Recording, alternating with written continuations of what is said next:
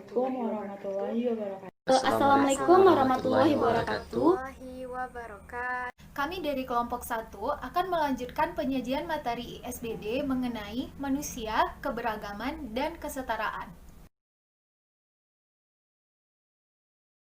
Assalamualaikum warahmatullahi wabarakatuh.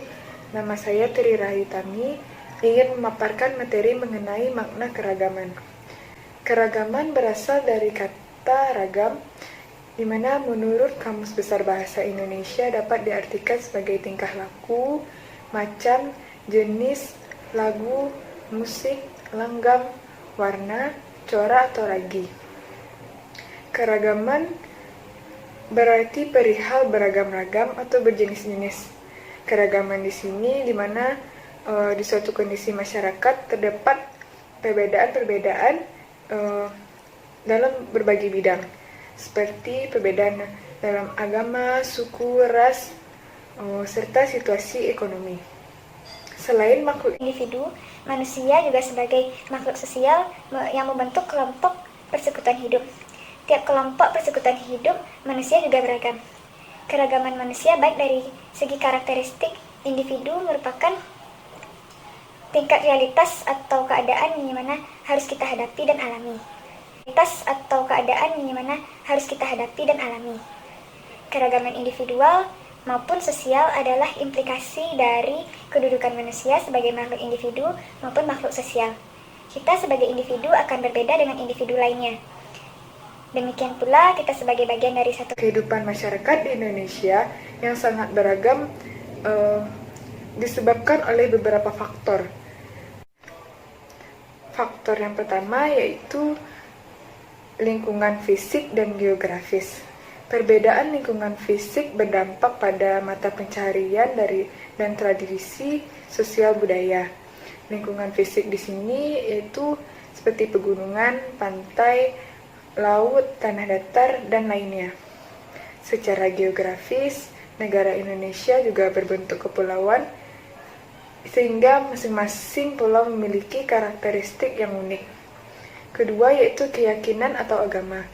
Perbedaan keyakinan atau agama akan mempengaruhi kehidupan suatu masyarakat sesuai dengan keyakinan dan agama yang dianutnya. Masing-masing keyakinan atau agama juga memiliki tata cara peribadatan, kebaktian, dan kewajiban-kewajiban yang berbeda sesuai dengan keyakinan yang dianutnya. Selanjutnya yaitu faktor sejarah. Faktor sejarah daerah, misalnya di mana daerah tersebut banyak dipengaruhi oleh persebaran agama Islam, maka daerah tersebut mempunyai budaya sesuai nilai-nilai Islam. Daerah tersebut tentunya akan berbeda dengan persebaran yang daerahnya terdapat sejarah-sejarah yang banyak dipengaruhi oleh agama lain. Perkenalkan, nama saya Ultari Cantika Erman, NIM 18129040. Langsung saja masuk kepada materi kita yang pertama, let's check it out. Di sini saya akan melanjutkan materi tentang makna keberagaman dan kesetaraan. Menurut KBBI, sederajat artinya sama tingkatan atau kedudukan. Nah, dengan demikian, kesetaraan menunjukkan adanya tingkatan yang sama, kedudukan yang sama, tidak lebih tinggi atau tidak lebih rendah antara satu sama lain. Setiap manusia memiliki satu kedudukan yang sama atau satu tingkatan yang hierarki. Adanya persamaan ini berimplikasi pada pengakuan kesetaraan sosial yang sama di atas hukum. Adapun indikator dari kesetaraan adalah yang pertama, adanya persamaan derajat dilihat dari agama, suku, ras, dan gender. Dan yang kedua, persamaan hak dari segi pendidikan, pekerjaan, dan kehidupan yang layak. Dan yang ketiga, atau yang terakhir, adanya persamaan kewajiban sebagai hamba Tuhan, individu, dan anggota masyarakat. Nah, sekian materi dari saya. Untuk materi selanjutnya akan dijelaskan oleh rekan-rekan saya. Perkenalkan, saya Akmal Hidayat, anggota kelompok 1 dari mata kuliah Ilmu Sosial Budaya Dasar. Di sini saya akan menampilkan materi tentang unsur-unsur keragaman dalam masyarakat. Yang pertama yaitu suku, bangsa, dan ras. Suku bangsa yang menempati wilayah Indonesia dari Sabang sampai Merauke sangatlah beragam. Berdasarkan penelitian yang dilakukan oleh Badan Pusat Statistik melalui survei penduduk yang dilakukan pada tahun 2010, di mana terdapat 1.128 suku bangsa yang tersebar di seluruh Indonesia. Setiap suku bangsa mempunyai ciri atau karakter tersendiri, baik dalam aspek sosial maupun budaya. Antar suku bangsa di Indonesia memiliki berbagai perbedaan, dan itulah yang membentuk keberagaman dalam masyarakat di Indonesia. Sedangkan perbedaan ras muncul karena adanya pengelompokan besar manusia yang memiliki ciri-ciri biologis lahiriah, seperti warna kulit, warna dan bentuk rambut, bentuk muka, ukuran badan, bentuk badan, bentuk dan warna mata, serta ciri fisik yang lainnya. Unsur yang kedua yaitu agama dan keyakinan. Agama mengandung arti ikatan yang harus dipegang dan dipatuhi manusia. Ikatan yang dimaksud berasal dari suatu kekuatan yang lebih tinggi dari manusia sebagai kekuatan gaib yang tak dapat ditangkap dengan panca indera. Masalah agama tak akan mungkin dapat dipisahkan dari masyarakat, karena pada dasarnya agama dan keyakinan merupakan unsur penting dalam keragaman masyarakat Indonesia. Yang ketiga yaitu ideologi politik. Ideologi adalah suatu istilah umum bagi sebuah gagasan yang berpengaruh kuat terhadap tingkah laku dalam sistem khusus, karena merupakan kaitan antara tindakan dan kepercayaan yang fundamental. Selanjutnya yaitu tata krama. Tata krama berasal dari bahasa Jawa yang memiliki arti adat, sopan santun, basa-basi. Pada dasarnya ialah segala tindakan perilaku, adat istiadat, tegur sapa, ucap dan cakap sesuai kaedah atau norma tertentu. Tata krama dibentuk dan dikembangkan oleh masyarakat. Tata krama terdiri atas aturan-aturan yang jika dipatuhi diharapkan akan tercipta interaksi sosial yang tertib dan efektif di dalam masyarakat. Indonesia memiliki beragam suku bangsa, di mana setiap suku bangsa memiliki adat tersendiri. Meskipun karena adanya sosialisasi nilai-nilai dan norma secara turun-temurun antar generasi yang menyebabkan masyarakat dalam suatu suku yang sama akan memiliki adat dan kesopanan yang relatif sama. Yang kelima, kesenjangan ekonomi. Terlalu jauhnya perbedaan kemampuan ekonomi masyarakat akan menimbulkan semakin banyaknya keragaman di dalam masyarakat dari segi ekonomi. Dengan banyaknya keberagaman akan menimbulkan banyaknya kelompok masyarakat berdasarkan kemampuan ekonomi yang mereka miliki. Unsur yang terakhir yaitu kesenjangan sosial. Masyarakat Indonesia merupakan masyarakat yang menjemuk dengan berbagai macam tingkatan, pangkat, dan strata sosial yang hierarkis yang membuat keberagaman yang ada di masyarakat Indonesia. Baik, sekian materi dari saya. Assalamualaikum warahmatullahi wabarakatuh. Baiklah, saya akan melanjutkan materi tentang pengaruh keragaman terhadap kehidupan beragama, bermasyarakat, bernegara, dan kehidupan global. Hal ini disebabkan oleh sifat dasar yang dimiliki oleh masyarakat majemuk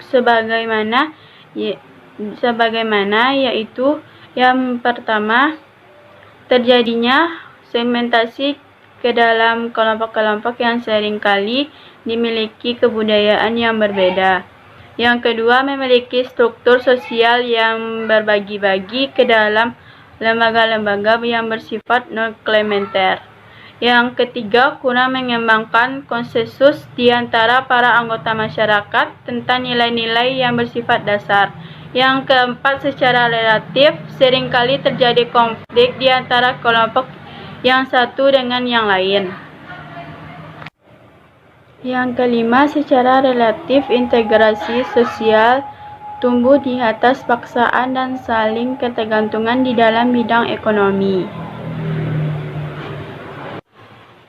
Yang keenam, adanya dominasi politik oleh suatu kelompok terhadap kelompok yang lain. Jika keterbukaan dan kedewasaan sikap dikesampingkan, besar kemungkinan tercipta masalah-masalah yang mengoyahkan persatuan dan kesatuan bangsa. Seperti yang pertama, disharmonisasi adalah tidak adanya penyesuaian atas keragaman antara manusia dengan dunia lingkungannya. Yang kedua, perilaku diskriminatif terhadap etnis atau kelompok masyarakat tertentu akan memunculkan masalah yang lain, yaitu kesengajaan dalam berbagai bidang yang tentu saja tidak menguntungkan bagi kehidupan berbangsa dan bernegara. Yang terakhir, eksklusivisme rasialis berfungsi dari superioritas diri. Alasannya dapat bermacam-macam. Antara lain, keyakinan bahwa secara kodrati ras, sukunya kelompoknya lebih tinggi dari ras, suku, dan kelompok lain. Sekian dari saya, terima kasih. Pada poin keempat, kita akan membahas tentang bahwa setiap manusia ini mempunyai kebudayaan sebagai pedoman di dalam hidup berwarga negara. Jadi, kebudayaan ini adalah seluruh pengetahuan manusia sebagai makhluk sosial yang kemudian dipahami dan diinterpresentasikan lingkungan dan pengalamannya, dan kemudian dijadikan landasan-landasan di dalam bertingkah laku. Di dalam satuan nilai, kebudayaan ini dapat berupa nilai-nilai, norma-norma, atau larangan-larangan di dalam tingkah laku sosial yang melanggar nilai-nilai tersebut. Nah, kemudian kebudayaan ini juga berfungsi sebagai pedoman kehidupan masyarakat di dalam berwarga negara dengan memahami aturan-aturan dan kewajiban-kewajiban yang telah ditetapkan oleh negara tersebut. Tentunya melalui kebudayaan-kebudayaan yang telah ada sebelum negara itu membuat sebuah peraturan atau undang-undang. Baiklah, saya Zara Salsabila Nur Iza akan melanjutkan materi tentang problematika diskriminasi. Diskriminasi adalah setiap tindakan yang melakukan pembedaan terhadap seseorang atau sekelompok orang berdasarkan ras, agama, suku, etnis, kelompok, golongan, status, dan kelas sosial ekonomi, jenis kelamin, kondisi fisik tubuh, usia, orientasi seksual, pandangan ideologi dan politik, serta batas negara dan kebangsaan seseorang. Pada pasal 281 ayat 2 Undang-Undang NKRI tahun 1945 menegaskan bahwa setiap orang berhak bebas dari perlakuan yang bersifat diskriminatif atas dasar apapun dan berhak mendapatkan perlindungan terhadap perlakuan yang bersifat diskriminatif itu.